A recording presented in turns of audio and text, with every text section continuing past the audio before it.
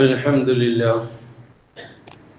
لله نحمده ونستعينه ونؤمن به ونتوكل عليه ونعوذ بالله من شرور أنفسنا ومن سيئات أعمالنا من يهده الله فلا مضل له ومن يضلل فلا هادي له وأشهد أن لا إله إلا الله وحده لا شريك له وأشهد أن محمدا عبده ورسوله أرسله بالهدى ودين الحق ليظهره على الدين كله ولو كره المشركون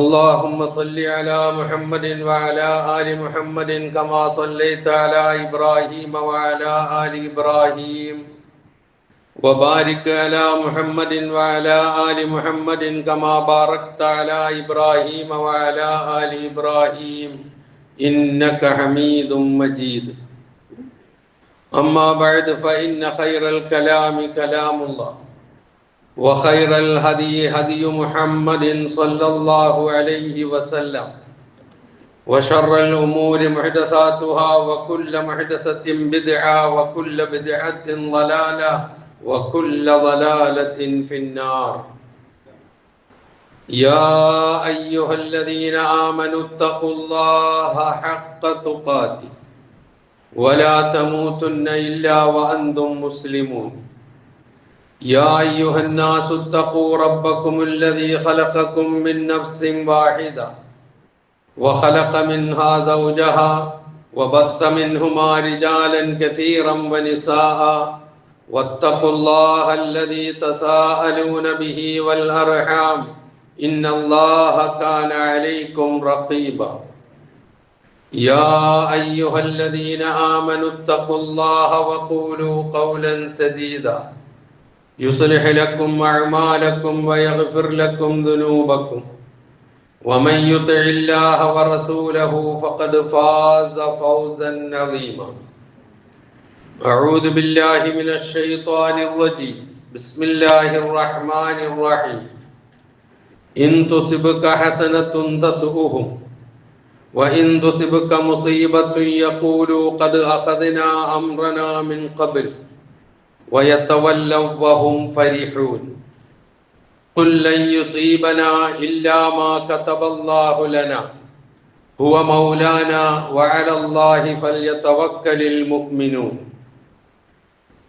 സഹോദരന്മാരെ സഹോദരികളെ, ജീവിതത്തിന്റെ എല്ലാ മേഖലകളിലും അള്ളാഹുവിന്റെ വിധിവിലക്കുകൾ പാലിച്ചുകൊണ്ട് ജീവിക്കണമെന്ന് കൽപ്പിക്കപ്പെട്ടവരാണ് ഞാനും നിങ്ങളും എന്നുണർത്തുന്നു. അങ്ങനെ ജീവിക്കുവാനും മരണപ്പെടുവാനും റഹ്മാനായ റബ്ബ് എന്നെയും നിങ്ങളെയും അനുഗ്രഹിക്കുമാറാകട്ടെ എന്ന് പ്രാർത്ഥിക്കുകയും. വിശുദ്ധ ഖുർആനിലെ 9-ാം അധ്യായം തൗബയിലെ 2 വചനങ്ങളാണ് ഞാൻ ഓതി വെച്ചത്. മനുഷ്യരായ നമ്മൾ നമ്മുടെ ജീവിതത്തിൽ എപ്പോഴും ആഗ്രഹിക്കുന്ന ഒരു കാര്യമാണ് പ്രയാസങ്ങളൊന്നുമില്ലാത്ത, ബുദ്ധിമുട്ടുകളൊന്നുമില്ലാത്ത, രോഗങ്ങളില്ലാത്ത, മറ്റ് വിഷമങ്ങളൊന്നും അലട്ടാത്ത ഒരു ജീവിതം. ഇത് ആഗ്രഹിക്കാത്തവരായി ആരും തന്നെ ഉണ്ടാവില്ല. അതിനുവേണ്ടിയാണ് പലപ്പോഴും നമ്മൾ പരിശ്രമിക്കുന്നതെന്ന് പറഞ്ഞാൽ അത് അധികമാവുകയുമില്ല. ഒരു മനുഷ്യനെ സംബന്ധിച്ചിടത്തോളം അവന് മാനസികമായ സ്വസ്ഥത വേണം, സമാധാനം വേണം, ശരീരത്തിന് ആരോഗ്യം വേണം. ഇത് അംഗീകരിക്കുന്നു പരിശുദ്ധ ഇസ്ലാം. മനുഷ്യന്റെ ശരീരവും അവന്റെ ആത്മാവും അവന്റെ മനസ്സും എല്ലാം ഏറ്റവും നല്ല നിലയിൽ ആയിരിക്കണം എന്നുള്ളതിന് ആ അവസ്ഥയ്ക്ക് പ്രവാചക തിരുമേനി സല്ലല്ലാഹു അലൈഹി വസല്ലമ പറയുന്ന, വിശേഷിപ്പിക്കുന്ന ഒരു വാക്കുണ്ട്. അത് ആഫിയത്ത് എന്ന വാക്കാണ്. ഇതെല്ലാം ഉൾക്കൊള്ളുന്നതാണ് ആഫിയത്ത്. നമ്മൾ സാധാരണ അതിന് ഭാഷാന്തരം ചെയ്യുമ്പോൾ സൗഖ്യം എന്ന് പറയാറുണ്ട്. ആ ഒരു വാക്കിൽ ഒതുങ്ങുകയില്ല സത്യത്തിൽ ആഫിയത്ത് എന്നതിൻ്റെ വിശാലത. ഇപ്പൊ ഏതായിരുന്നാലും നബി സല്ലല്ലാഹു അലൈഹി വസല്ലമ അതിനെ പ്രോത്സാഹിപ്പിക്കുകയും അതിനു വേണ്ടി പ്രാർത്ഥിക്കാൻ ആവശ്യപ്പെടുകയും ചെയ്യുന്നത് ധാരാളമായി നമുക്ക് കാണാം. ഒരിക്കൽ നബി സല്ലല്ലാഹു അലൈഹി വസല്ലമയുടെ അടുക്കൽ ഒരു മനുഷ്യൻ വന്നിട്ട് ചോദിച്ചു, അള്ളാഹുവിന്റെ റസൂലേ, കൈഫ അഖൂലു ഹീന അസ്അലു റബ്ബി, ഞാൻ എൻ്റെ റബ്ബിനോട് എന്തെങ്കിലും ചോദിക്കുമ്പോൾ ഞാൻ എങ്ങനെയാണ് ചോദിക്കേണ്ടത്? ഇതാണ് ആ മനുഷ്യന്റെ ചോദ്യം. ഞാൻ അള്ളാഹുവിനോട് എന്തെങ്കിലും ചോദിക്കുമ്പോൾ എങ്ങനെ ചോദിക്കണമെന്നർത്ഥം. അപ്പൊ നബി സല്ലല്ലാഹു അലൈഹി വസല്ലമ പറഞ്ഞു, ഖുൽ, നീ പറയുക, അല്ലാഹുമ്മ ഗ്ഫിർലി വർഹംനി വആഫിനി വർസുഖ്നി.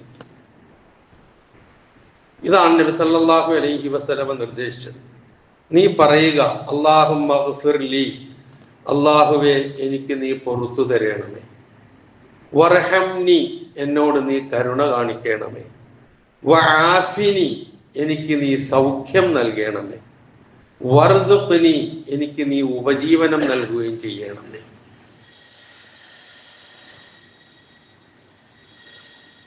മനുഷ്യന്റെ ജീവിതവുമായി ബന്ധപ്പെടുന്ന കാര്യങ്ങളാണ് ഈ ചോദിച്ചത് മുഴുവൻ. ഒന്ന് പാപമോചനം, മറ്റൊന്ന് അള്ളാഹുവിന്റെ കാരുണ്യം, മറ്റൊന്ന് സൗഖ്യം, വേറൊന്ന് റിസ്ഖ്, ഉപജീവനം. അപ്പൊ ആഫിനി എന്ന് പറഞ്ഞത് ഞാൻ നേരത്തെ പറഞ്ഞതുപോലെ ശാരീരികവും മാനസികവും ആത്മീയവുമായൊക്കെ ഉണ്ടാകേണ്ട നന്മയും സൗഖ്യവും എല്ലാം വരുന്ന ഒരു വാക്കാണ്. ഒരിക്കൽ അബ്ബാസ് ഇബ്നു അബ്ദുൽ മുത്തലിബ് റളിയല്ലാഹു അൻഹു നബി സല്ലല്ലാഹു അലൈഹി വസല്ലമയോട് ചോദിച്ചു, അല്ലിംനി ഷൈഅൻ അസ്അലുഹുല്ലാഹ തആല, എനിക്ക് അങ്ങ് ഒരു കാര്യം പഠിപ്പിച്ചു തരണം, അത് ഞാൻ അള്ളാഹുവിനോട് ചോദിച്ചോളാം. അങ്ങനെയുള്ള ഒരു കാര്യം എനിക്ക് പഠിപ്പിച്ചു തരണമെന്ന് പറഞ്ഞപ്പോൾ നബി സല്ലല്ലാഹു അലൈഹി വസല്ലമ മറുപടി പറഞ്ഞു, സലുല്ലാഹൽ ആഫിയ, നീ അള്ളാഹുവിനോട് ആഫിയത്ത് ചോദിക്കുക. സലുല്ലാഹൽ ആഫിയ. അങ്ങനെ കുറെ കാലം കഴിഞ്ഞു, ദിവസങ്ങൾ പിന്നിട്ടു. അതിനുശേഷം അദ്ദേഹം വീണ്ടും വന്ന് നബി സല്ലല്ലാഹു അലൈഹി വസല്ലമയോട് അതേ ചോദ്യം, അബ്ബാസ് ഇബ്നു അബ്ദുൽ മുത്തലിബ് റളിയല്ലാഹു അൻഹു. ആ സന്ദർഭത്തിൽ നബി സല്ലല്ലാഹു അലൈഹി വസല്ലമ അബ്ബാസ് റളിയല്ലാഹു അൻഹുവിനെ സംബോധന ചെയ്തത് യാ അബ്ബാസ് യാ അമ്മ റസൂലുള്ളാഹ്, അള്ളാഹുവിന്റെ പ്രവാചകന്റെ പിതൃവ്യനായ അബ്ബാസെ എന്ന് നബി സല്ലല്ലാഹു അലൈഹി വസല്ലമ തിരിച്ചു സംബോധന ചെയ്തു. നമുക്കറിയാമല്ലോ, അബ്ദുൽ മുത്തലിബിന്റെ മകനാണ് അബ്ബാസ്, ആ നിലയിൽ പിതൃവ്യനാണ്. ഇപ്പൊ അബ്ബാസ് ഇബ്നു അബ്ദുൽ മുത്തലിബ് പിതൃവ്യ സഹോദര, എന്റെ പിതാവിന്റെ സഹോദര എന്ന് വിളിച്ചിട്ട് റസൂല് പറഞ്ഞ മറുപടി അത് തന്നെ, സലുല്ലാഹൽ ആഫിയ ഫിദ്ദുനിയ വൽ ആഖിറ, ദുന്യാവിലും ആഖിറത്തിലും അള്ളാഹുവിനോട് നിങ്ങൾ ആഫിയത്തിനെ ചോദിക്കുക. തന്നെയുമല്ല, ഒരു പ്രവാചക വചനത്തിൽ നമുക്ക് കാണാം, ഈ ഉപദേശം നൽകിക്കൊണ്ട് പറയുന്ന നമുക്ക് കാണാം, ഫഇന്ന ഹഉലാഇ തജ്മഉ ലക ദുനിയാക വ ആഖിറതക. നേരത്തെ പറഞ്ഞ വചനത്തിന്റെ അവസാന ഭാഗമാണ്. അല്ലാഹുമ്മ ഗ്ഫിർലി വർഹംനി വആഫിനി വർസുഖ്നി എന്ന് പറഞ്ഞതിന് ശേഷം റസൂല് പറഞ്ഞതാണ്, നിന്റെ ദുന്യാവും നിന്റെ ആഖിറവും എല്ലാം ഒരുമിച്ച് വരുന്ന ഒരു പ്രാർത്ഥനയാണിത് എന്ന് നബി സല്ലല്ലാഹു അലൈഹി വസല്ലമ പറഞ്ഞു കൊടുത്തു എന്നാണ്. അതുകൊണ്ട് തന്നെ പ്രവാചകൻ പറയുന്നുണ്ട്, അല്ലാഹുമ്മ ആഫിനി ഫി ബദനി, അല്ലാഹുമ്മ ആഫിനി ഫി ബസരി, അല്ലാഹുമ്മ ആഫിനി ഫി സംഇ. ഇങ്ങനെയുള്ള വാക്കുകൾ, അതായത് എൻ്റെ ശരീരത്തിന് നീ ആഫിയത്ത് നൽകണം, എൻ്റെ കണ്ണിന് നീ ആഫിയത്ത് നൽകണം, എൻ്റെ ചെവിക്ക് നീ ആഫിയത്ത് നൽകണം. ഇതൊക്കെ വേണമല്ലോ, ഇല്ലാതെ പറ്റൂലല്ലോ. കണ്ണിന്റെ കാഴ്ച പോയാൽ കഴിഞ്ഞു, ശരീരത്തിന് ആഫിയത്ത് നഷ്ടപ്പെട്ടാൽ തീർന്നു, ചെവി കേൾക്കാതെ വന്നാൽ പറയേണ്ടിയും വരൂല. അപ്പൊ ഇതൊക്കെ നമ്മുടെ ജീവിതവുമായി ബന്ധപ്പെടുന്ന വാക്കുകളാണ്. ഇതിലൊക്കെ നബി സല്ലല്ലാഹു അലൈഹി വസല്ലമ ഈ ആഫിയത്ത്, അള്ളാഹുവിനോട് ഈ സൗഖ്യം, നമ്മൾ സാധാരണ പറയുന്ന നമ്മുടെ ജീവിതത്തിൽ ഉണ്ടാകേണ്ട സൗഖ്യം, അതാണ് ഈ ചോദിക്കുന്നത്. അതുപോലെ ഒരു ദീർഘമായ പ്രാർത്ഥനയിൽ ഈ ഭാഗം ഉൾക്കൊള്ളിച്ചിരിക്കുന്നത്, അല്ലാഹുമ്മ ഇന്നി അസ്അലുക്കൽ ആഫിയത ഫീ ദീനി വ ദുനിയായ വ അഹ്ലി വ മാലി. അല്ലാഹുവേ, നിന്നോട് ഞാൻ ആഫിയത്തിനെ ചോദിക്കുന്നു. എവിടൊക്കെ? ഫീ ദീനി, എൻ്റെ മതത്തിൽ, വ ദുനിയായ, എൻ്റെ ഈ ഐഹിക ജീവിതത്തിൽ, വ അഹ്ലി, എൻ്റെ കുടുംബത്തിൽ, വ മാലി, എൻ്റെ സമ്പത്തിൽ. ഇനി എതിരാ ചോദിക്കാനുള്ളത്? അപ്പൊ ഇതിലൊക്കെ ആഫിയത്ത് ആവശ്യമാണ്. അപ്പൊ നമ്മൾ വെറുതെ സൗഖ്യം ഉണ്ടായിക്കോളും, അല്ലെങ്കിൽ ഭൗതികമായ ഏതെങ്കിലും കുറെ പുരോഗതികളോ എന്തെങ്കിലും പദവികളോ സാമ്പത്തികമായ അവസ്ഥകളോ ഒക്കെ ഉണ്ടായ ആഫിയത്തായി എന്ന് ഒരിക്കലും നമ്മൾ വിചാരിക്കണ്ട. കാരണം അതൊന്നും സ്ഥായിയായി നിലകൊള്ളണമെന്നില്ല. അത് സ്ഥായിയായി നിലകൊള്ളണം, ആ അവസ്ഥ നമുക്കുണ്ടാകണം, വലിയ ബുദ്ധിമുട്ടിലേക്ക് വലിച്ചെറിയപ്പെടുന്ന സാഹചര്യം ഉണ്ടായിക്കൂടാ എന്നുള്ളത് ഒക്കെ നമ്മളുടെ ജീവിതത്തിൽ നാം ആഗ്രഹിക്കുന്ന കാര്യമാണ്. അതിന് ഇത്തരം പ്രാർത്ഥനകൾ കൂടി ആവശ്യമാണ് എന്ന് നബി സല്ലല്ലാഹു അലൈഹി വസല്ലമ പഠിപ്പിച്ചു തരുന്നു എന്ന് നാം മനസ്സിലാക്കുക. അപ്പൊ മാനസികമായ ആരോഗ്യം ആവശ്യമാണ്, ശാരീരികമായ ആരോഗ്യവും ആവശ്യമാണ്. ഇത് രണ്ടുമുള്ള വിശ്വാസിയെ കുറിച്ച് നബി സല്ലല്ലാഹു അലൈഹി വസല്ലമ പറയുന്ന ഒരു വചനമുണ്ട്, അൽ മുഅ്മിനുൽ ഖവിയ്യു ഖൈറും മിനൽ മുഅ്മിനിൽ ലഈഫ്. ദുർബലനായ വിശ്വാസിയേക്കാൾ ഉത്തമനാണ് ആരോഗ്യമുള്ള ശക്തിയുള്ള വിശ്വാസി എന്നാണ്. അവിടെ പറഞ്ഞ ആ കുവ്വത്ത് മാനസികവും ശാരീരികവും എല്ലാം ഉള്ള വിശ്വാസിയാകുക എന്നുള്ളതാണ്. അതായിരിക്കണം ഒരു വിശ്വാസി, അങ്ങനെ ആകുകയും വേണം എന്നാണല്ലോ ആ പറഞ്ഞതിന്റെ അർത്ഥം. എന്നാൽ ദുർബലനായ വിശ്വാസിക്ക് അവൻ്റെതായ രൂപത്തിലുള്ള കാര്യങ്ങൾ ഉണ്ടാകാം, ഒരു ആരോഗ്യമുള്ള വിശ്വാസിക്ക് അവൻ്റെതായ രൂപത്തിലുള്ള കാര്യങ്ങളാവും ഉണ്ടാവുക. അപ്പൊ രണ്ടുപേർക്കും അവരുടേതായ ഓഹരികൾ ഉണ്ട് എന്നുകൂടി പറഞ്ഞു വെച്ചിട്ടാണ് ആദ്യം പറഞ്ഞത് എന്ത്, ശക്തിയുള്ള വിശ്വാസിയാണ് ദുർബലനായ വിശ്വാസിയേക്കാൾ ഉത്തമനായി വരിക എന്നുള്ളത്. അപ്പൊ ഈ നിലയിലാകണമെങ്കിൽ ഏറ്റവും കൂടുതൽ നമ്മുടെ മനസ്സിന് എപ്പോഴും ഒരു ആരോഗ്യം വേണം, മനസ്സിന് സമാധാനം വേണം, ശാന്തി വേണം. നമ്മളൊന്ന് ആലോചിച്ച് നോക്ക്, മനസ്സമാധാനമില്ലാത്ത ഒരു ജീവിതം നമുക്ക് ചിന്തിക്കാൻ കഴിയുമോ? നമ്മുടെ ജോലി ചെയ്യുന്ന ഇടങ്ങളിൽ, തൊഴിൽ ചെയ്യുന്ന ഇടങ്ങളിൽ, നമ്മൾ പഠിക്കുന്ന സ്ഥലങ്ങളിൽ, നമ്മൾ ഇടപെടുന്ന സ്ഥലങ്ങളിൽ, നമ്മുടെ കുടുംബത്തിൽ, നമ്മുടെ സമൂഹത്തിൽ, നമ്മുടെ രാജ്യത്ത് ഇവിടെ ഒന്നും സമാധാനമില്ലാത്ത, അപ്പം പിന്നെ നമ്മുടെ ഫലസ്തീനിലെ ഗസയിലെ നമ്മുടെ സഹോദരി സഹോദരന്മാരെ പോലുള്ള ഒരു അവസ്ഥ ഒന്ന് ചിന്തിച്ചു നോക്കി, നമ്മൾ ആലോചിക്കാൻ കഴിയില്ല നമുക്ക്. അപ്പൊ നമുക്ക് ആഗ്രഹിക്കുന്ന ഒരു കാര്യം എന്താണ്? മനുഷ്യന്റെ പ്രതീക്ഷയാണ് എപ്പോഴും നല്ല ഒരവസ്ഥ നിലനിന്ന് പോവുക എന്നുള്ളത്. എല്ലാ തലത്തിലും, വ്യക്തി ജീവിതത്തിലും, സ്വന്തം ശരീരത്തിലും, കുടുംബത്തിലും എന്ന് വേണ്ട സമൂഹത്തിലും, താൻ ജീവിക്കുന്ന ഇടപെടുന്ന എല്ലാ ഇടങ്ങളിലും അതുണ്ടാകണം എന്ന് മനുഷ്യൻ ആഗ്രഹിക്കുന്നു. അതിന് ഏറ്റവും പ്രധാനമായി ഉണ്ടാകേണ്ടത് ഒന്ന്, പരിശുദ്ധ ഇസ്ലാം നമുക്ക് പഠിപ്പിച്ചിരുന്ന ചില കാര്യങ്ങളുണ്ട്. അതാണ് ഒന്ന് പ്രതിപാദിക്കാൻ ഉദ്ദേശിക്കുന്നത്. ഒന്ന്, നമ്മളുടെ മനസ്സ് നന്നാവുക എന്നുള്ളതാണ്. എന്തിനും മനസ്സ് നന്നായാലേ നമ്മുടെ ശരീരവും നന്നാവുകയുള്ളൂ, നമ്മുടെ പ്രവർത്തികൾ നന്നാവുകയുള്ളൂ. നബി സല്ലല്ലാഹു അലൈഹി വസല്ലമയുടെ വളരെ പ്രശസ്തമായ ഒരു വചനമുണ്ടല്ലോ, അലാ ഇന്ന ഫിൽ ജസദി മുദ്ഗ ഇദാ സലഹത്ത് സലഹൽ ജസദു കുല്ലുഹു വ ഇദാ ഫസദത്ത് ഫസദൽ ജസദു കുല്ലുഹു. മനുഷ്യ ശരീരത്തിൽ ഒരു അവയവമുണ്ട്, അത് നന്നായാൽ മനുഷ്യൻ ആകെ നന്നായി, അത് ചീത്തയായാൽ മനുഷ്യൻ ആകെ ചീത്തയായി. അലാ വഹിയൽ ഖൽബ്, അതാണ് ഖൽബ്, ഹൃദയം എന്ന് നബി സല്ലല്ലാഹു അലൈഹി വസല്ലം പറയും. അപ്പൊ ഹൃദയ നന്മ, ഹൃദയ സംസ്കരണം, ഹൃദയ ശുദ്ധീകരണം, ഇതൊക്കെ ഇതിന്റെ ബേസ് ആയിട്ട് വരേണ്ട ഒരു കാര്യമാണ് എന്നർത്ഥം. ഖൽബ് എന്ന് പറഞ്ഞാൽ സാധാരണ രക്തം പമ്പ് ചെയ്യുന്ന ഒരു അവയവം എന്നുള്ള നിലയിലല്ല, ആ രൂപത്തിൽ മാത്രമല്ല, മറിച്ച് നമ്മുടെ ചിന്തകളുടെയും നമ്മുടെ വികാരങ്ങളുടെയും നമ്മുടെ തീരുമാനങ്ങളുടെയും ഒക്കെ കേന്ദ്രം എന്നുള്ള നിലയിൽ ആ ഖൽബ് സംശുദ്ധമാവുക. എന്നാൽ മനുഷ്യൻ ആകെ സംശുദ്ധനായി, ഏറ്റവും നല്ലവനായി മാറി. ബെടക്കായാലോ ആകെ ബെടക്കായി. ഇതിന് ഇസ്ലാം നൽകുന്ന ഒരു പ്രധാനപ്പെട്ട പോയിന്റ് ഊന്നല് ഇതാണ്. അതുപോലെ തന്നെ യുദ്ധങ്ങൾ ഉണ്ടാകും, പ്രകൃതി ദുരന്തങ്ങൾ ഉണ്ടാകും, രോഗങ്ങൾ ഉണ്ടാകും, സാമ്പത്തിക പ്രതിസന്ധികൾ ഉണ്ടാകും, അതുപോലെ തന്നെ മരണങ്ങൾ സംഭവിക്കും. ഇങ്ങനെയൊക്കെ നമ്മുടെ ജീവിതത്തിൽ നാം അഭിമുഖീകരിക്കുന്ന വിവിധ രംഗങ്ങളാണ് ഇതൊക്കെ. ആക്സിഡന്റുകൾ സംഭവിക്കും, ഓർക്കാപ്പുറത്ത് കാലാകാലം കടന്നുപോകും. ഇതൊക്കെ നമ്മുടെ ജീവിതത്തിൽ നമ്മൾ ആരോഗ്യത്തോടു കൂടി നടക്കുമ്പോൾ ഇതൊന്നും നമ്മൾ, അല്ലെങ്കിൽ സ്വസ്ഥതയോടെ സമാധാനത്തോടെ നമ്മൾ ജീവിച്ചു പോകുമ്പോൾ ഇതൊന്നും ചിന്തിക്കാറില്ല. എല്ലാം റെഡിയാണ് എന്നുള്ള നിലയിൽ നമ്മൾ അങ്ങോട്ട് മുന്നോട്ട് പോകും. ഓരോന്ന് സംഭവിച്ചു തുടങ്ങുമ്പോഴാണ് നമ്മൾ അതിന്റെ വില തിരിച്ചറിയുന്നത്.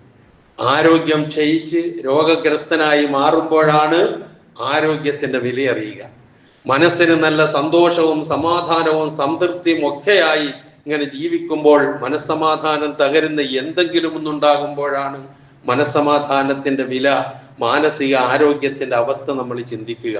അപ്പൊ ഇത് രണ്ടും നമ്മൾ താരതമ്യം ചെയ്ത് ജീവിച്ചു പോകണമെന്നാണ് ഈ പറഞ്ഞതിന്റെ അർത്ഥം. ഇപ്പൊ ഇങ്ങനെയൊക്കെ സംഭവിക്കുമ്പോൾ മനസ്സിന്റെ താളം തെറ്റും. എങ്ങനെ? യുദ്ധങ്ങൾ വന്നു, പ്രകൃതി ദുരന്തങ്ങൾ വന്നു, വലിയ മാറാവ്യാധികൾ വന്ന് പിടികൂടി, അപകടങ്ങൾ സംഭവിച്ചു.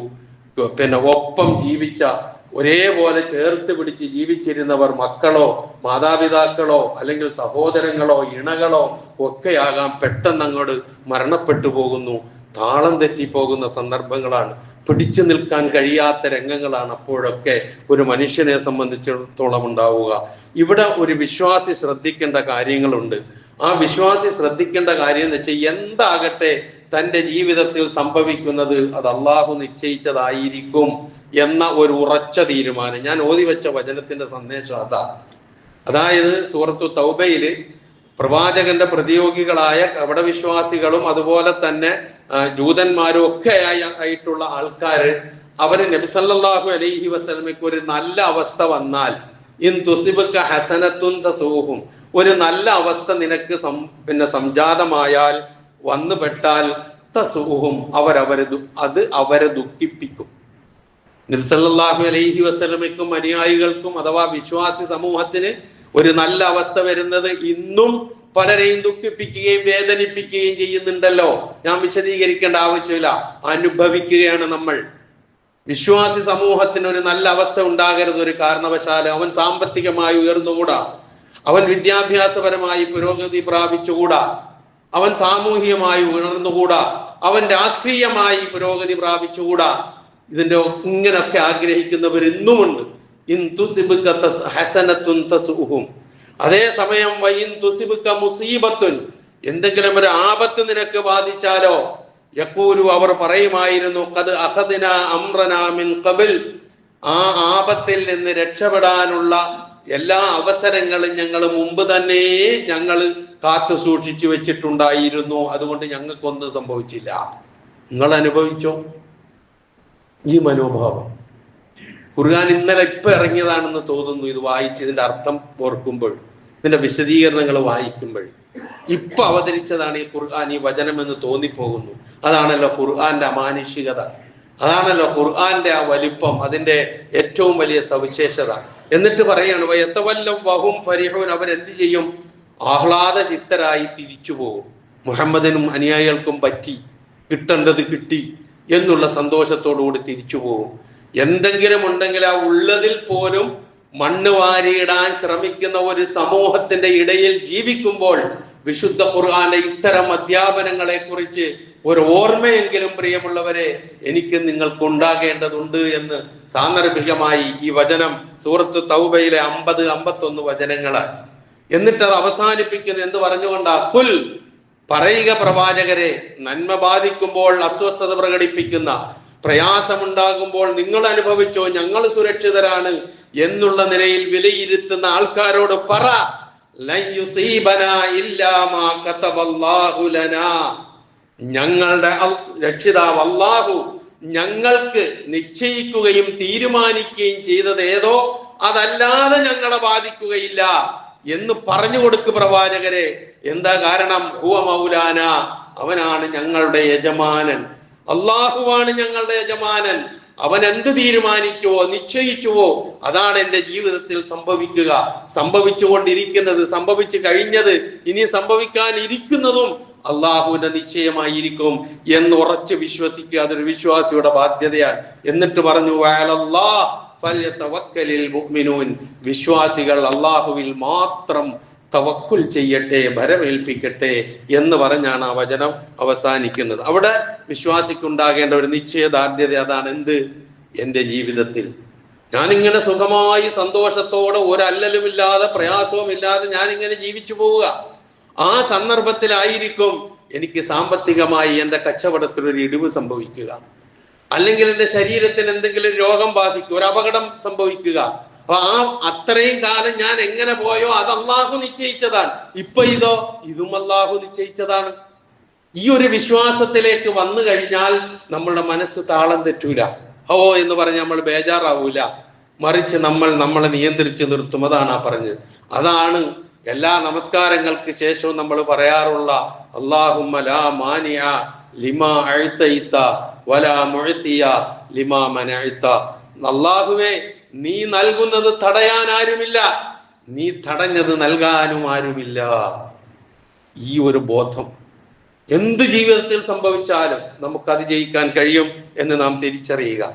രണ്ടാമത് നാം മനസ്സിലാക്കേണ്ട ഒരു കാര്യം, ഇതൊക്കെ പരീക്ഷണങ്ങളായിരിക്കും. ആ പരീക്ഷണ രംഗത്ത് ഈ അള്ളാഹുവിനെ വിട്ട് നേരത്തെ പറഞ്ഞതുപോലെ അള്ളാഹു നിശ്ചയിച്ചതേ എന്നിൽ സംഭവിക്കുകയുള്ളൂ എന്ന് ദൃഢമായി വിശ്വസിക്കേണ്ട വ്യക്തി, ആ അള്ളാഹുവിനെ വിട്ടുകൊണ്ട് അള്ളാഹു അല്ലാത്തവരിലേക്ക് അവരുടെ സഹായവും അഭയവും തേടി പോകുന്ന മനോഭാവം ഒരിക്കലും വിശ്വാസി സമൂഹത്തിൽ നിന്നുണ്ടായിക്കൂടാ. വിശ്വാസികൾക്ക് ചിന്തിക്കുക പോലും ചെയ്യാൻ പാടില്ല. കാരണം എന്ത് പ്രയാസം നൽകുന്നുവോ ആ പ്രയാസം തട്ടി നീക്കാൻ അള്ളാഹുവിനല്ലാതെ മറ്റാർക്കും ആവില്ല. എന്ത് ഖൈറ് നൽകുന്നുവോ അത് തടഞ്ഞു വെക്കാൻ വേറെ ആർക്കും ആവില്ല.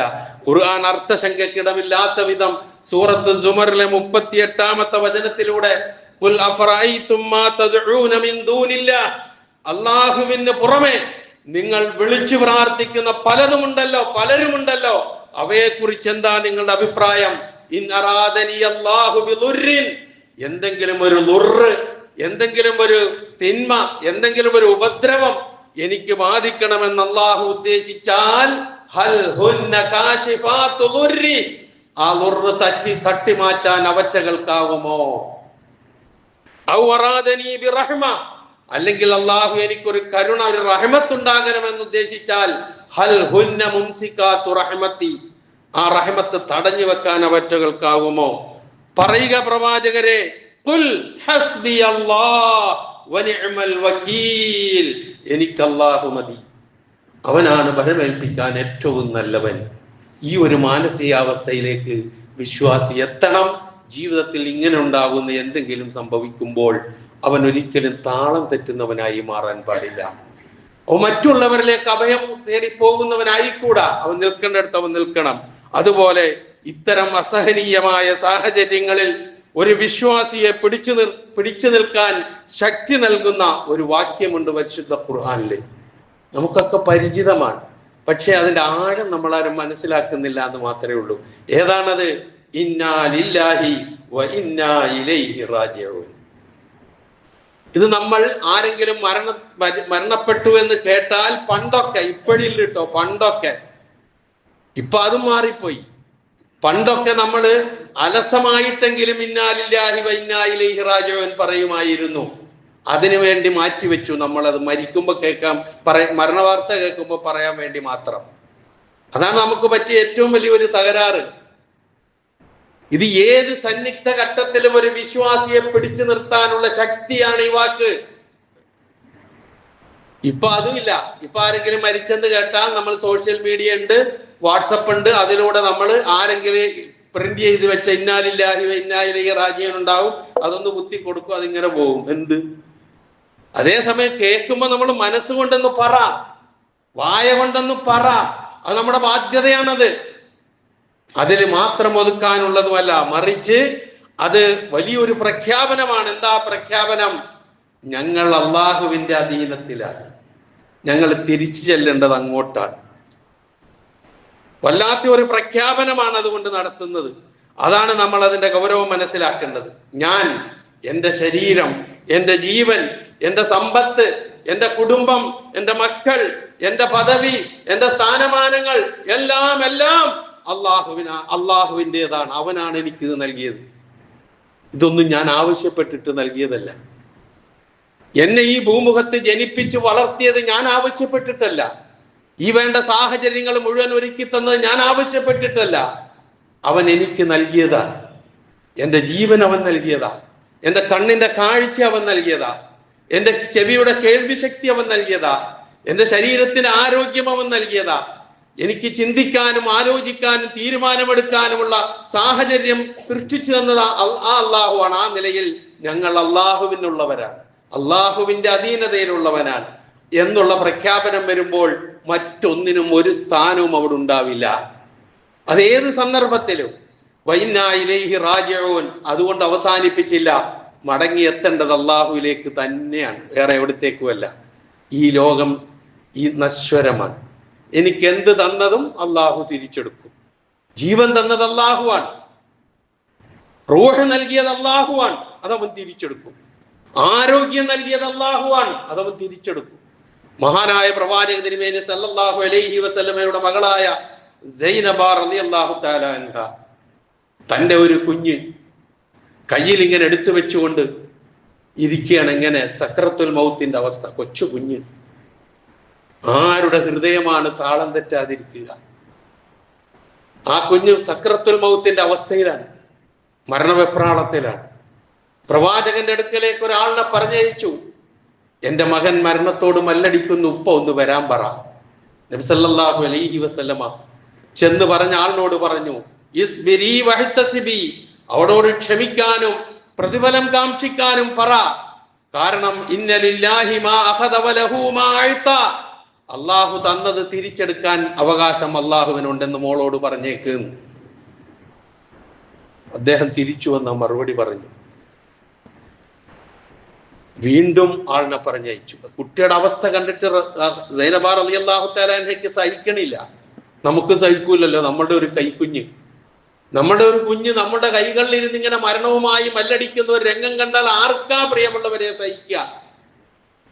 വീണ്ടും ആളിനെ പറഞ്ഞയച്ചു. അങ്ങനെ പല പ്രാവശ്യം ആവർത്തിച്ചു കഴിഞ്ഞപ്പോൾ പ്രശ്നത്തിന്റെ ഗൗരവം മനസ്സിലാക്കിക്കൊണ്ട് നബി സല്ലല്ലാഹു അലൈഹി വസല്ലമ സൈനബയുടെ അടുക്കലേക്ക് വന്നു. എന്നിട്ട് പ്രവാചകൻ ആ കുഞ്ഞിനെ കയ്യിലേക്ക് വാങ്ങി മടിയിൽ വെച്ചിരുന്ന് കരയാൻ തുടങ്ങി. പേരക്കിടാവാണല്ലോ, കരഞ്ഞു പോകും. നബി സല്ലല്ലാഹു അലൈഹി വസല്ലമ കരയുന്ന കണ്ട് ഒപ്പം ഉണ്ടായിരുന്ന സഹാബത്തി ചോദിച്ചു, അല്ല അങ്ങും കരയുകയോ? ആരാണ് പ്രിയമുള്ളവരെ ഉറ്റവരുടെവരും മരിക്കുമ്പോൾ കണ്ണീന്ന് വെള്ളം വീഴാത്തത്? ആരെങ്കിലും ഉണ്ടാവോ? ഏറ്റവും അടുത്ത ആരെങ്കിലും മരണപ്പെട്ടാൽ അത് വന്നു പോകും, വരണം. നബി സല്ലല്ലാഹു അലൈഹി വസല്ലമ പറഞ്ഞു, കണ്ണിൽ നിന്ന് കണ്ണുനീരൊഴുക്കുന്നതുകൊണ്ട് ഒരു കുഴപ്പവുമില്ല. അക്കാലത്ത് വേറൊരു ദുഷിച്ച സ്വഭാവം ഉണ്ടായിരുന്നു, അലമുറയിട്ട് കരയുക, മാറത്തടിച്ച് കരയുക, തലമുടി വലിച്ചു കീറുക, ഇങ്ങനെ ശരീരത്തുള്ള വസ്ത്രം പിച്ചി ചീന്ത, ഇങ്ങനെ ഒരു സംഭവം ഉണ്ടായിരുന്നു. ആ നിയാഹത്ത് എന്നാണ് അതിനെക്കുറിച്ച് അറബിയിൽ പറയുക. അത് വിരോധിച്ചു റസൂല്. അതുകൊണ്ടാണ് സഹാബത്ത് ഈ ചോദ്യം ചോദിച്ചത്, അങ്ങും കരയുകയോ? അപ്പൊ റസൂലിന്റെ ഒരു മറുപടി ഉണ്ട്, ഹാദിഹി റഹ്മ, ഇത് കാരുണ്യമാണ്. അള്ളാഹു അവന്റെ ദാസന്മാരുടെ ഹൃദയത്തിൽ നിക്ഷേപിച്ച കാരുണ്യമാണിത്. ആ കരുണ പരസ്പരം ഉണ്ടാകും എന്ന് നബി സല്ലല്ലാഹു അലൈഹി വസല്ലം മറുപടി കൊടുത്തു.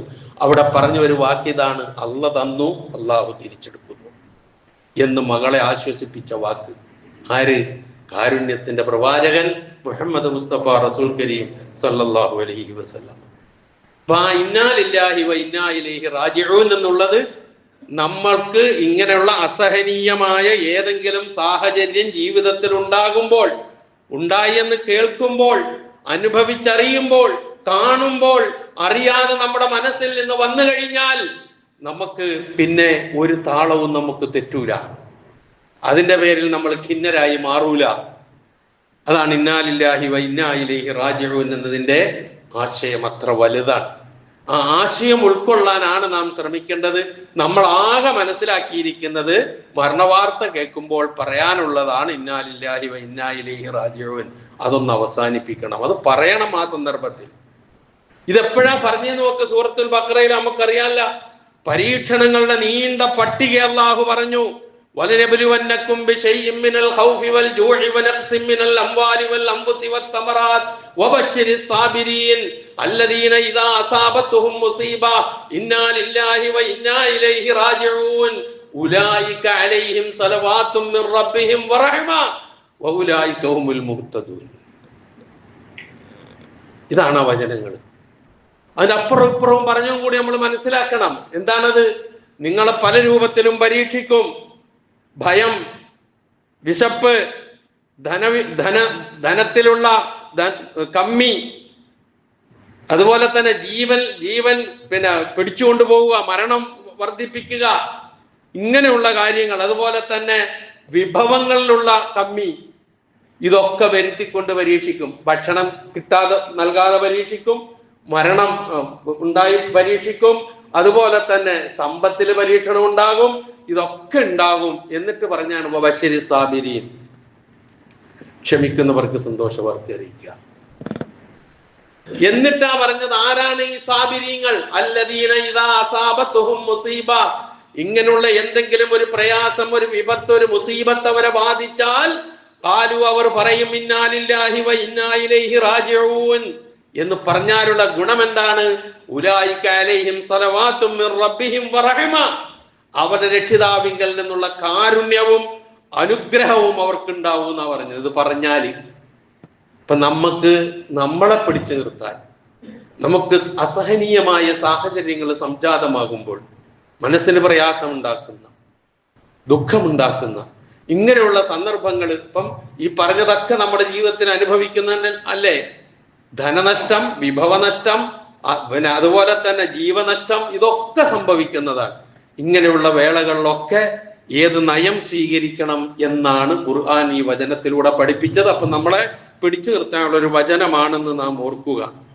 അതുപോലെ തന്നെ നാം മനസ്സിലാക്കേണ്ടത്, മാനസിക പ്രയാസങ്ങൾ ഉണ്ടാക്കുമ്പോൾ പ്രധാനമായും 2 വികാരങ്ങൾ ഉണ്ടാവും. ഒന്ന് വിഷമം, ഹുസ്ന്, ദുഃഖം. അത് അതിനെക്കുറിച്ച്, കഴിഞ്ഞു പോയതിനെ കുറിച്ച്. ഇപ്പൊ ഏറ്റവും അടുത്ത ഒരാൾ മരണപ്പെട്ടു, അത് ദുഃഖത്തിലേക്ക് പോകും, ദുഃഖം ഉണ്ടാവും. നല്ല ഒരു കച്ചവടം ഇങ്ങനെ നടന്നുകൊണ്ടിരുന്നു, പൊളിഞ്ഞങ്ങാട് പോയി, ആർക്കാ ദുഃഖം ഉണ്ടാകാതിരിക്കുക? അപ്പൊ അതിന്റെ ഒരു ഭാഗം അതാണ് ഹുസ്ൻ ഉണ്ടാകുക, ദുഃഖം ഉണ്ടാകുക. രണ്ടാമത്തത് വരുന്നത് എന്താ? പിന്നെ ഖൗഫാണ്, ഭയം. ഇനി ഞാൻ എന്ത് ചെയ്യും? ആശങ്ക, ഭയം. ഇത് രണ്ടും ഉണ്ടാകും. നമ്മളൊക്കെ അനുഭവിക്കുന്നവരല്ലേ ഇത് വിശദീകരിക്കേണ്ട ആവശ്യമുണ്ടോ? ഈ 2 സന്ദർഭങ്ങളിലും നാം എടുക്കേണ്ട നയം, അല്ലെങ്കിൽ നാം ശ്രദ്ധിക്കേണ്ട കാര്യം ഇസ്ലാം നമുക്ക് പഠിപ്പിച്ചു തരുന്നുണ്ട്. അതെന്താണ്? ആ ഹുസ്ൻ ഉണ്ടല്ലോ, ആ ദുഃഖം, ആ വിഷമം, ആ സന്ദർഭത്തിൽ നമ്മൾ ഉൾക്കൊള്ളേണ്ട കാര്യമാണ് സബർ, ക്ഷമ. ക്ഷമിച്ചുകൊണ്ട് അതിജയിക്കുക. ക്ഷമ എന്ന് പറഞ്ഞാൽ ഇങ്ങനെ കുത്തിപ്പിടിച്ച് എവിടെയെങ്കിലും കൂടിയിരിക്കുക എന്നല്ല പറഞ്ഞതിന്റെ അർത്ഥം. സംഭവിച്ചതിൽ ക്ഷമ അവലംബിച്ചുകൊണ്ട് അത് അതിജയിക്കാൻ നോക്കുക, അടുത്തതിലേക്ക് നീങ്ങുക. അതാണ് ഖുർആൻ പറഞ്ഞു തന്നിട്ടുള്ള കാര്യം. ചരിത്രമൊക്കെ ഒരുപാട് പറയുന്നുണ്ട് അതുമായി. രണ്ടാമത് ഖൗഫാണ്. ഇനി എന്തായിരിക്കും? കച്ചവടം പൊളിഞ്ഞു, ഇനി എന്ത്? ഏറ്റവും അടുത്ത ആള് മരിച്ചുപോയി, ഭാര്യ മരിച്ചു, അല്ലെങ്കിൽ ഭർത്താവ് മരിച്ചു, ജ്യേഷ്ഠൻ മരിച്ചു, മകൻ മരിച്ചു, ഇനി എന്ത്? മുമ്പിൽ ഒരു ശൂന്യത. അവിടെയാണ് അള്ളാഹു പഠിപ്പിച്ച തവക്കുൽ. അവിടെയാണ് തവക്കുൽ. അള്ളാഹുവിൽ ആര് തവക്കുൽ ചെയ്യുന്നുവോ അവൻ അത് മതി, വേറെ ഒന്നും വേണ്ട. അള്ളാഹു മുത്തവക്കിലീങ്ങളെ ഇഷ്ടപ്പെടുന്ന ആളുമാണ്. നിങ്ങൾ നോക്ക്, ചിലപ്പോഴൊക്കെ നമുക്കൊക്കെ ഒരു സംശയം, എന്നാലും എന്താണ് എൻ്റെ ജീവിതത്തിൽ ഇങ്ങനെ? എൻ്റെ എന്തെങ്കിലും പോരായ്മയാണോ? എൻ്റെ വിശ്വാസത്തിന് എന്തെങ്കിലും സംഭവിച്ചതാണോ? അല്ലെങ്കിൽ ഞാൻ ചെയ്യുന്ന തെറ്റുകൾ നിമിത്തമാണോ എനിക്ക് ഇങ്ങനെയുള്ള പരീക്ഷണങ്ങളും പ്രയാസങ്ങളും വന്നുകൂടുന്നത്? നമ്മൾ ശങ്കിച്ചു പോകാറുണ്ട്, സ്വാഭാവികം. പക്ഷെ അവിടെ നാം ആലോചിക്കേണ്ട ഒരു കാര്യമുണ്ട്. ഒരു കുറ്റവും ചെയ്യാത്ത പ്രവാചകന്മാർക്ക് ഉണ്ടായിട്ടില്ലേ വലിയ വലിയ പരീക്ഷണങ്ങൾ? ഉണ്ടായിട്ടില്ലേ? ഒരൊറ്റ പ്രവാചകനെ മാത്രം ഞാൻ എടുക്കാം, യാഖൂബ് നബി അലൈഹി സ്വലാത്തു വസ്സലാം. വലിയ പാഠമുണ്ട് ആ പ്രവാചകന്റെ ചരിത്രത്തിൽ. ഈ പറഞ്ഞ തനിക്ക് സംഭവിച്ച പ്രയാസത്തില് സബർ എന്നെടുത്തു പറഞ്ഞ 2 രംഗങ്ങളുണ്ട് സൂറത്ത് യൂസുഫ് പരിശോധിച്ചാൽ നമുക്ക് കാണാം. ആ 2 സന്ദർഭത്തിലും യാഖൂബ് നബി പ്രയോഗിച്ച വാക്ക് ഫസബറുൻ ജമീൽന, ഭംഗിയുള്ള ക്ഷമ. അതേ പരിഹാരമുള്ള. ഒന്ന് പറഞ്ഞപ്പോ എന്നറിയോ, ചരിത്രം പറയാൻ നേരമില്ല. ഒന്ന് പറഞ്ഞത് യൂസുഫ് നബിയെ കൊണ്ടുപോയി കിണറ്റിലിട്ടിട്ട് ചെന്നായി പിടിച്ചു എന്ന് പറഞ്ഞ് പിന്നെ ഷർട്ടിനകത്ത് ചോര മുക്കി കൊണ്ടുവന്ന് കൊടുത്ത് ബോധ്യപ്പെടുത്തിയ സന്ദർഭം. അപ്പൊ പറഞ്ഞു ഫസബറുൻ ജമീൽ വല്ലാഹുൽ മുസ്തആൻ അലാ മാ തസിഫൂൻ. അതാണ് ആദ്യം പറഞ്ഞത്. എന്തൊരു ക്ഷമയാണെന്ന് ആലോചിച്ചു. ഏറ്റവും അടുത്ത കരളിന്റെ കഷ്ണമായ മോനെയാണ് ആ കൊണ്ടുപോയി കാണിച്ചത്. പിന്നെ പറഞ്ഞത് എപ്പോഴാന്നറിയോ? ഇവരെല്ലാരും കൂടി ബുന്യാമീനെയും കൂട്ടി യൂസുഫ് നബി അടുക്കല് ഭക്ഷണത്തിന് വേണ്ടി പോയപ്പോൾ ബുന്യാമീൻ അവിടെ പിടിച്ചു നിർത്തിയിട്ട് ഇവര് തിരിച്ചു വന്നിട്ട് പറഞ്ഞു, നിങ്ങളുടെ മകൻ കട്ടു, അതുകൊണ്ട് അവിടെ പിടിച്ചു നിർത്തിയിരിക്കുകയാണെന്ന് പറഞ്ഞു. അപ്പോഴും പറഞ്ഞു ഫസബ്റുൻ ജമീൽ, ഞാൻ എന്ത് ചെയ്യാന്, ക്ഷമ തന്നെ. ആ ക്ഷമയുടെ അങ്ങേയറ്റം ദുഃഖം നിമിത്തം യഅ്ഖൂബ് നബിയുടെ 2 കണ്ണുകളും വെള്ള നിറമായി പോയി എന്നാ ഖുർആൻ പറഞ്ഞത്. കഥയല്ല ഇത്, ഖുർആൻ പറഞ്ഞതാ. ആ അവസ്ഥയിൽ നിന്ന് എഴുന്നേറ്റു വന്നില്ലേ യഅ്ഖൂബ് നബി അലൈഹിസ്സലാത്തു വസ്സലാം. അതാണ് പ്രതീക്ഷ എന്ന് പറയുന്നത്.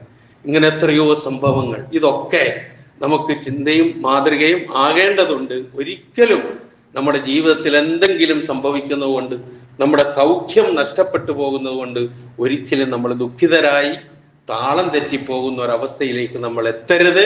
മറിച്ച് നമ്മളെ പിടിച്ചു നിർത്താനുള്ള ഒരുപാട് കാര്യങ്ങൾ അള്ളാഹു സുബ്ഹാനഹു വ തആല അവന്റെ പ്രവാചകനിലൂടെ നമുക്ക് പഠിപ്പിച്ചു തന്നിട്ടുണ്ട്. അവിടെയാണ് വിശ്വാസി നിൽക്കേണ്ടത്. അപ്പൊ എന്തിനേയും അവൻ അതിജയിക്കാം, ആരെയും അതിജയിക്കാം, ഏത് കേമനെയും അതിജയിക്കാൻ അവന് കഴിയും. പക്ഷെ ഈ ഒരു അവസ്ഥയിലേക്ക് നമ്മൾ മാറേണ്ടതുണ്ട്. മലിക്കുൽ ജബ്ബാറായ അള്ളാഹു അതിനുള്ള തൗഫീഖ് നമുക്ക് ഏവർക്കും പ്രദാനം ചെയ്തു തരുമാറാകട്ടെ.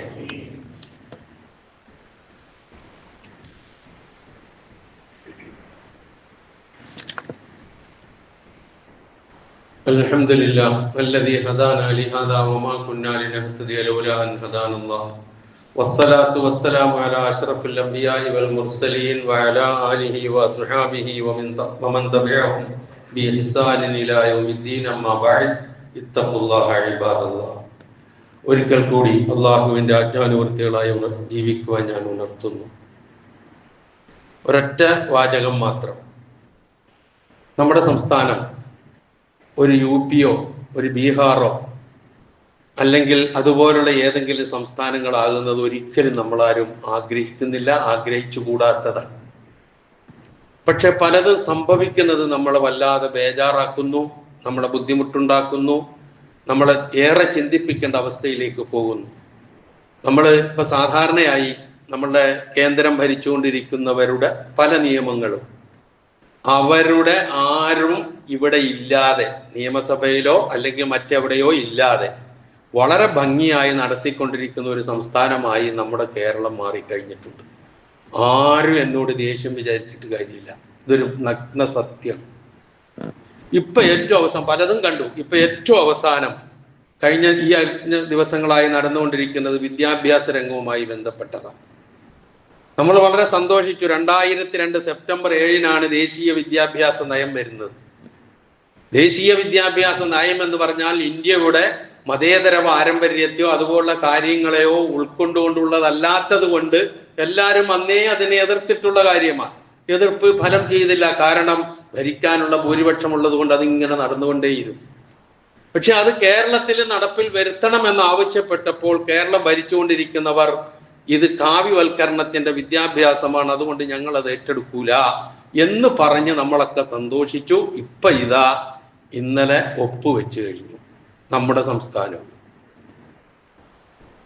നാഗ്പൂർ സിലബസാണത്, അതാണ് അതിന്റെ വിഷയം. ഇന്ത്യ രാജ്യം ഭരിച്ച മുസ്ലിമീങ്ങളില്ല ഇവിടെ, ആ ചരിത്രത്തിൽ ഉണ്ടാവൂല. ബ്രിട്ടീഷുകാർക്കെതിരെ നെഞ്ചു നിവർത്തി നിന്ന് പോരാടിയ മുസൽമാന്റെ ചരിത്രമുണ്ടാവില്ല അതില്. അങ്ങനെയുള്ള കുറെ വിദ്യാഭ്യാസമാണ് ഈ നടപ്പിൽ വരുത്താൻ ശ്രമിക്കുന്നത്. കേരളത്തിലും അതിന് അനുവാദം കൊടുക്കുന്നത് എന്തിന്റെ പേരിലായിരുന്നാലും ശരി നമുക്ക് വളരെ വിഷമമുണ്ടാക്കുന്ന കാര്യമാണ് എന്ന് മാത്രം ഈ സന്ദർഭത്തിൽ ഉണർത്തുകയാണ്. ഗ്രഹിക്കുന്നവർ ഗ്രഹിക്കട്ടെ. നമ്മളൊക്കെ എല്ലാവരും വലിയ പ്രതിഷേധം അതിനെതിരെ കൂടി ചെയ്യുന്നുണ്ട്. എന്തിന്റെ പേരിലായിരുന്നാലും ശരി നമ്മുടെ സംസ്ഥാനം നവോത്ഥാന നായകന്മാർ ഉയിരുകൊടുത്തുണ്ടാക്കിയെടുത്തതാണ്. ഈ കാണുന്ന നല്ല അവസ്ഥ അതാരുടെയെങ്കിലും കയ്യിൽ ചില്ലിക്കാശിന് വേണ്ടി കൊണ്ടുപോയി വെച്ചു കൊടുക്കുക എന്ന് പറഞ്ഞാൽ അത് ആ മുൻഗാമികളായ നവോത്ഥാന നായകന്മാർ നടത്തിയ ത്യാഗ പരിശ്രമങ്ങളോടുള്ള നന്ദികേടാണ്. വലിയ പ്രതിഷേധമുണ്ടാ ചെയ്തത് എന്ന് മാത്രം ഉണർത്തുകയാണ്. ഏതായാലും കാര്യങ്ങൾ കാര്യമായി ഗ്രഹിച്ച് മുന്നോട്ട് പോകാനുള്ള തൗഫീഖ് അല്ലാഹു സുബ്ഹാനഹു വ തആല എല്ലാവർക്കും പ്രദാനം ചെയ്തു കൊടുക്കുമാറാകട്ടെ, നമുക്ക് നൽകുമാറാകട്ടെ.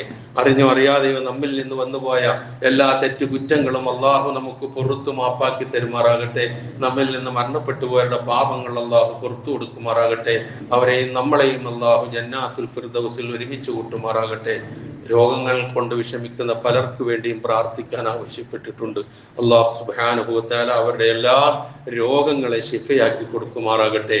സിഹ്ഹത്തും ആഫിയത്തും നൽകി അനുഗ്രഹിക്കുമാറാകട്ടെ. മാരകമായ രോഗങ്ങൾ പിടിപെട്ട് വിഷമിക്കുന്നവരുടെ വിഷമങ്ങളെ അല്ലാഹു അകറ്റി കൊടുക്കുമാറാകട്ടെ.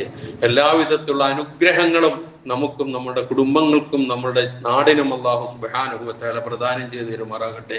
സർവോപരി ഇസ്ലാമിനും മുസ്ലിം ഉമ്മത്തിനും അല്ലാഹു ഇസ്സത്തിനെ പ്രദാനം ചെയ്യുമാറാകട്ടെ. അല്ലാഹുമ്മ ഗ്ഫിർ ലിൽ മുഅ്മിനീന വൽ മുഅ്മിനാത്ത് വൽ മുസ്ലിമീന വൽ മുസ്ലിമാത്ത് അൽ അഹ്യാഇ മിൻഹും വൽ അംവാത്ത് إنك مجيب الدعوات ويا قاضي الحاجات.